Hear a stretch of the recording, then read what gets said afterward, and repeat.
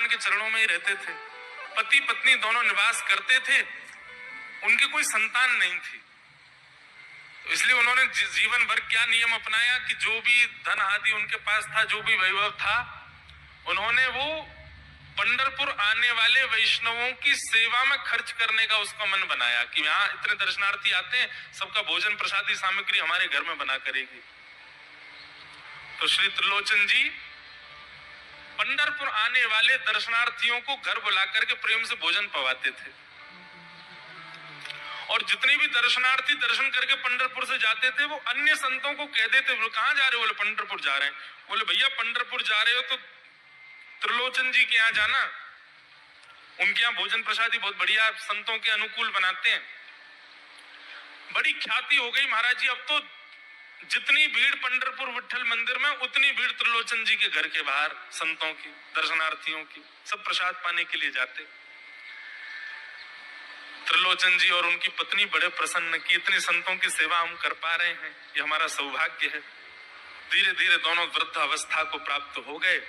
वृद्ध हो गए तो अब इतनी सामग्री बना नहीं पाते, कोई सेवक नहीं था, स्वयं बनाते थे पति पत्नी मिलकर के। अब तो ऐसा हो जाता, कभी कभी दाल लग जाती, जल जाती, रोटियां सेकते तो रोटियां जल जाती। वृद्ध अवस्था, थक भी गए थे बहुत ज्यादा, तो प्रसाद पवाते तो थे, संत जन बेचारे प्रेम से स्वीकार तो करते, पर अब स्वाद नहीं होता था, तो बेचारे जैसा था उसको पाते, थोड़ा बहुत पा करके चले जाते। धीरे धीरे संतों का आगमन अब कम होने लगा। त्रिलोचन जी इस बात से बड़े परेशान हो गए, बोले भैया संत हमारे घर से आना बंद हो गए, हम क्या करें?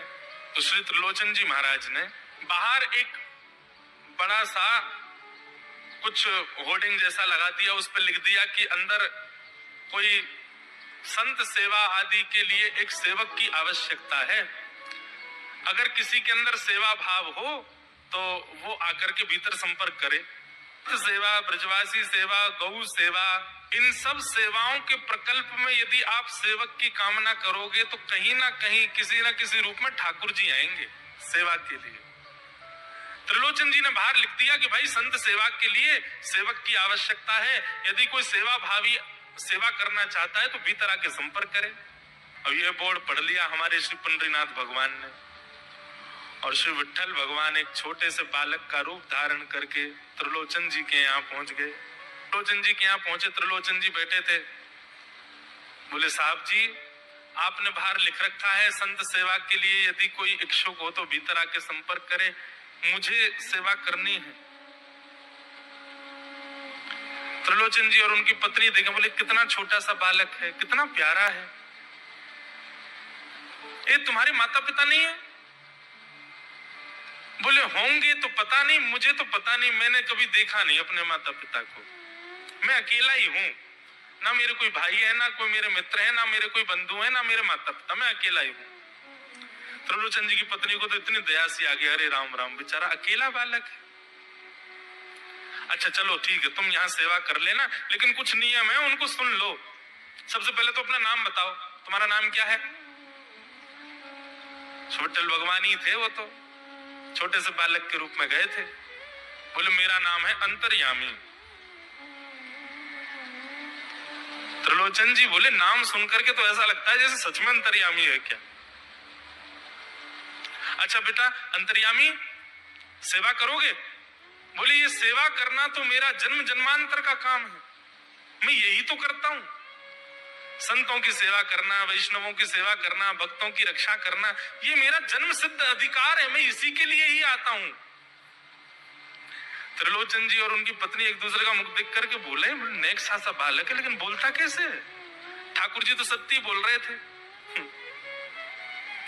बोले अच्छा, सुबह एक सब्जी बनानी पड़ेगी, दाल बनानी पड़ेगी, और हमारे यहाँ लगभग 100-150 संत आते हैं, उनके हिसाब की रोटी बनानी पड़ेगी, और सब बेटा तुमको करना पड़ेगा, हम थोड़ा बहुत सहायता कर देंगे, हमसे ज्यादा बनता नहीं है, तुमको ही सब सिद्ध करना पड़ेगा।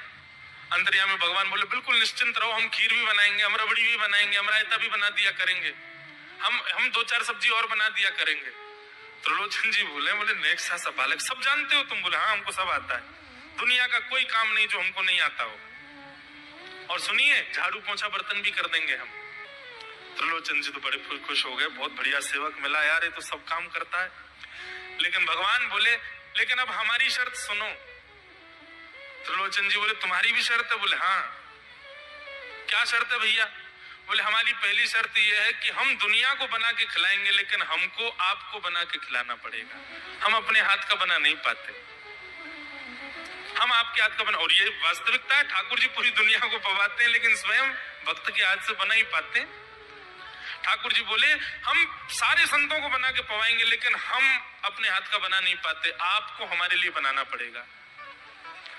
त्रिलोचन जी की पत्नी बोली, छोटा सा बालक, इसका आधे हाथ का तो इसका पेट है, एक रोटी में झिक जाएगा ये, इसके लिए मैं बना दिया करूंगी।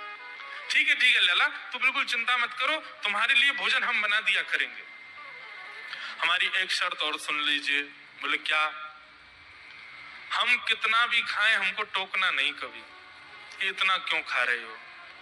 त्रिलोचन जी बोले, भैया हम क्यों टोकेंगे, तुम बढ़िया 2-3 रोटी खा लिया। बोले, 2-3 रोटी तो हमारी दाढ़ में छुप जाती है कहीं पर, हम तो प्रेम से पाते हैं। बस आप लोग ये नियम याद रखना, आप कभी ये मत कहना कि इतना क्यों खा रहे हो। और सुनिए एक बात, अगर हमारे सामने कही तो अपराध बनेगा ही, आपका नियम टूटेगा ही।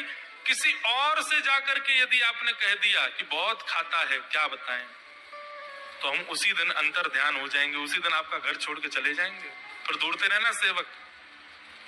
त्रिलोचन जी बोले, हम क्यों कहेंगे भैया, हम तो कभी नहीं कहेंगे, हम दोनों तुमको वचन देते हैं, तुम प्रेम से रहो, सबका सेवा करो, हम कभी नहीं कहेंगे कि इतना खाता है। भगवान बोले, तो ठीक है, फिर कल से सेवा शुरू।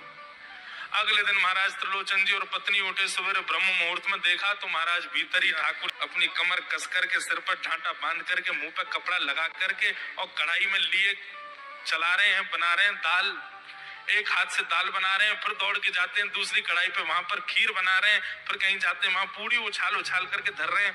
त्रिलोचन जी और उनकी पत्नी देख रहे, खड़े खड़े, अकेले ठाकुर जी सब बना रहे हैं, नेक्सा सा बालक। 8 बजे से संतों की जमात आनी प्रारंभ हो गई, सुबह के समय हो गया। महाराज अकेले ही पत्तल लेकर के दौड़ते हैं, सारे संतों को पत्तल बांट आते हैं, फिर अकेले ही सामग्री लेकर के जाते हैं और लेकर के सबको बांटते हैं। त्रिलोचन जी कोई सामग्री लेके जाए तो ठाकुर जी बीच में ही आ जाते हैं, बाबूजी आप जाके बैठो, मैं बांट रहा हूं ना, आप उठ के मत आओ, आप उठ के आओगे सब फैल जाएगा, मैं कर रहा हूं ना सब। अकेले ठाकुर जी, अकेले अंतर्यामी भगवान सब कर रहे थे। और त्रिलोचन जी और उनकी पत्नी बड़े प्रसन्न, जय हो विठोबा, तेने तो भैया ऐसा लगे साक्षात तुम ही आ गए हो, कितनी कृपा हो रही है, देखो कैसा सेवक मिला है हमें। भली संतान नहीं दी ठाकुर जी ने, लेकिन ऐसा सेवक दिया है जिससे परिपूर्ण आनंद हो गया है। संतों की भोजन प्रसादी हुई, महाराज खूब प्रेम से सब संतों को पवाया, संत भी सब वाहवाही करके गए, बोले वाह त्रिलोचन जी आपके यहाँ खूब बार पाया, लेकिन आज जैसा प्रसादी हमने कभी नहीं पाई। त्रिलोचन जी बड़े प्रसन्न, सब संत चले गए, भगवान तुरंत पहुंचा लिया, इसको मार्जन कर दिया, सब बिल्कुल सारी दरी वरी समेट करके रख दी, सब पत्तल आदि सबको व्यवस्थित कराए, सारे बर्तन मांज करके धर दिए, सब बिल्कुल व्यवस्थित करके, और आकर के ठाकुर जी सामने बैठ गए। मैया अब सेवा हमारी तो पूर्ण हो गई, अब हमारी पेट पूजा करो, अब आप लगो रसोई में हमारे लिए बनाओ। वो तो इतने भाव में आ गए, अरे मेरे लाला मैं अभी बना के लाती हूँ। सुंदर सुंदर सब्जी बनाई, सुंदर रोटी बनाई, सुंदर खीर बनाई, थोड़ी थोड़ी एक एक दोना, दो दोना मान लो सब्जी बनाई, दो दोना खीर बना दी, 10-5 पूड़ी बना दी, ठाकुर जी की बढ़िया थाली लगाई, थाली लगा करके सामने धर दी। अंतर्यामी भगवान बैठ गए, प्रेम से पाने लगे, पाते जाए महाराज, वो तो खाते जाए, खीर उठा करके पी जाए, सब्जी उठा के पी जाओ, और लाओ मैया भूख लगी है जल्दी लाओ। 10 की 10 पूड़ी एक बार में चट और लेकर के आई, बेचारी देती गई, 10 की पूड़ी और धरवा ली, फिर उनको भी पा गए। अब मैया ने इतनी सामग्री बनाई थी, बोले मैया भूख लगी है जल्दी जाओ, आटा मारो, फिर से सेको, बढ़िया लेके आओ सामग्री, आपसे हमने कही थी कि आपको हमको पवाना पड़ेगा। नहीं नहीं नहीं बेटा, तू बिल्कुल बैठो रहे। अरे भैया मोह तो लगी नेक्स्ट सो पेटया को, ये तो कुआ है पूरा, कितनों डाल दो भरे कोई ना। महाराज आटा मारते मारते शाम हो गई, शाम तक ठाकुर जी पाते ही रहे और खूब पेट भर के पाया। महाराज एक आसन पर अखंड 4 घंटा बैठ करके भोजन किया। और भोजन करने के बाद ठाकुर जी बोले ठीक है सेठ जी, अब आओ लाओ तेल ले आओ, आपकी नक मालिश कर दूं, आपकी नक सेवा कर दूं, आप थक गए होंगे। त्रिलोचन में नहीं नहीं इसकी नहीं नहीं क्यों नहीं है, तेल लेकर के उनकी मालिश भी कर दें। इस प्रकार चले। त्रिलोचन जी की पत्नी बेचारी पहले दिन तो कुछ नहीं बोली, दूसरे दिन भी कुछ नहीं बोली, तीसरे दिन उसके मन में आया, बोले ये क्या कर लिया हमने, सुबह जितना भोजन बनना चाहिए उतना तो ये अकेला ही पाता है, सुबह संतों का ये बना देता पर शाम को इसके लिए जितना बनता वो संतों के बराबर ही बैठता है पूरा। त्रिलोचन जी कहते नहीं नहीं तुमको याद नहीं उसने कहा था कभी कहना नहीं ऐसा। बोले हाँ नहीं नहीं मैं ध्यान रखूंगी, नहीं कहना है। लेकिन अंतर्यामी भगवान तो खूब प्रेम से घर के सारे काम कर रहे हैं उनके। महीना डेढ़ महीना बीत गया, खूब आनंद से सेवा चल रही थी। एक दिन त्रिलोचन जी की पत्नी पड़ोस में किसी के पास बैठी थी, तो पड़ोसी तो होते ही हैं सब घर के बात बोलने वाले, उन्होंने कह दी, बोले कि आपके घर में तो आजकल बड़ी खुशहाली आ गई है। त्रिलोचन जी को देखा, चेहरे पे कैसा तेज आ गया, लाल लाल टमाटर जैसे गाल हो गए उनके। बोले अरे वो आया है ना अंतर्यामी सेवक हमारा, बहुत सेवा करता है, प्रसादी वगैरह सब वही बनाता है, फिर मालिश करता है उनकी, बढ़िया बढ़िया उनके लिए जूस निकालता है, बढ़िया उनको सब भोजन पानी पवाता है, इसलिए इस वजह से त्रिलोचन जी बढ़िया। वो त्रिलोचन जी तो बढ़िया हो गए, तुम सूख गई हो, तुम इतनी पतली दुबली क्यों हो गई, मेरा दुख कौन जाने। वो सबकी सेवा करता है पर अपनी सेवा मुझसे करवाता है। अरे छोटा सा तो है, ऐसे मटक मटक के जाता है, हम तो उसको देखने के लिए खड़े रहते बाहर, कैसे बढ़िया लगता है। कई लोग तो देखने ही आते हैं उसको कि कैसे सब्जी परोस रहा है, कैसे पूरी परोस रहा है, कितना सुंदर लगता है। छोटा सा तो है, उसकी क्या सेवा करनी पड़ती है। अरे बहन तुम क्या जानो, 2, 4, 5, 10 किलो आटे की कब कब में रोटियां पूड़ियां खा जाता है चपेट करके, कोई पता नहीं चलती, पेट है कुआ है समुद्र है क्या है पता नहीं चलता है, इतना खाता है इतना खाता है इतना खाता है। 4 घंटे की समाधि पर बैठता है एक साथ, थाली नहीं थाल लगाना पड़ता है उसके लिए, इतना खाता है। जैसे ही कहा इतना खाता है, ठाकुर जी अंतर ध्यान हो गए। शाम का समय, त्रिलोचन जी रोज शाम होते ही बैठते थे, थोड़ी देर कुछ चर्चा आदि करते थे भक्तों की। त्रिलोचन जी ने बुलाया, अंतर्यामी, ओ बेटा अंतर्यामी कहाँ हो, जल्दी आओ, चलो शाम हो गई है, थोड़ी देर बैठे कुछ सत्संग करें कीर्तन करें। अंतर्यामी नहीं आए, पूरे घर में खोज लिया ठाकुर जी नहीं मिले, रसोई घर में खोज लिया ठाकुर जी नहीं मिले, पड़ोसियों से पूछ लिया नहीं मिले, सब्जी मंडी देख आए ठाकुर जी नहीं मिले, पूरा पंढरपुर देख लिया लेकिन ठाकुर जी नहीं मिले। त्रिलोचन जी बड़े उदास हो गए, पत्नी से कहने लगे पता नहीं कहाँ चला गया, कहाँ गया होगा पता नहीं। देवी तुमने उससे ये तो नहीं कह दिया था कि इतना क्यों खाते। बोले नहीं नहीं मैं तो कान पकड़ती हूँ, मैं कभी नहीं कहती उससे। बोले किसी और से तो नहीं कहा था ना तुमने, क्योंकि उसने वचन दिया था ऐसा कहोगे तो मैं चला जाऊंगा। बोले हाँ आज एक गलती हो गई, पड़ोसी के पास बैठी थी, उससे बात करते करते मेरे मुख से गलती से निकल गया कि अरे उसके लिए तो बहुत बनाना पड़ता है, 10 किलो आटा खा जाता है, इतना खाता है, तो निकल गया था।